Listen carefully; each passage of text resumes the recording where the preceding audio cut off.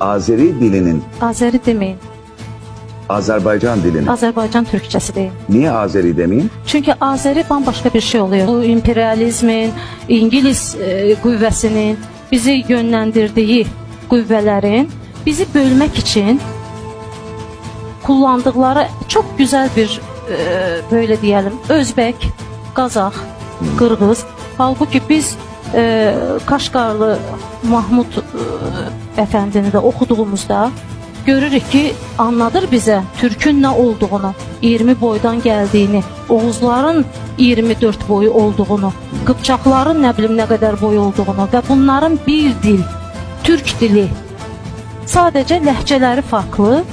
Yani bir ağacın budaqlarını zannedin de, yani budaq açmış, o budaqlardan Kazak, Kırgız, Özbek, Azerbaycan, Türkmen, yani bütün bunları Başkırtlar, dediğiniz gibi Altay'da yaşayanlar.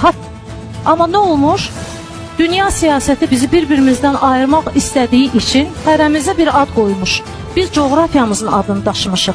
Özbekistan'da yaşayanlar Özbek olmuş, Azerbaycan'da yaşayanlar Azeri nedense olmuş. Azeri ile bizim hiçbir ilgimiz yok.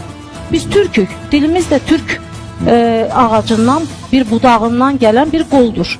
Bir de baxın nə qədər konuşuruq, siz məni anlayırsınız, mən sizi anlayıram. Kesinlikle. Oğuz boyundan gəldiyimizə görə biz birbirimiz, tabi indi bəzən Qıpçaqlarda mən məsələn proqram sunduğuma görə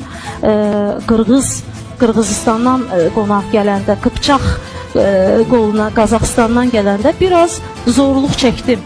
Yəni tərcüman belə mənim yanıma verdilər. Bir ay sonra dedim ki ayıbdır valla. Ne yapacağım ben bu tercümanı? Biraz konuştuğumda ben onları anlayıram, onlar da beni anlayır.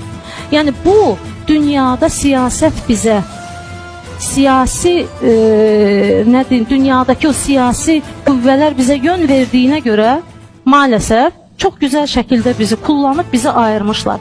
Biz de can atmamışıq birbirimizi tanımağa. Ha.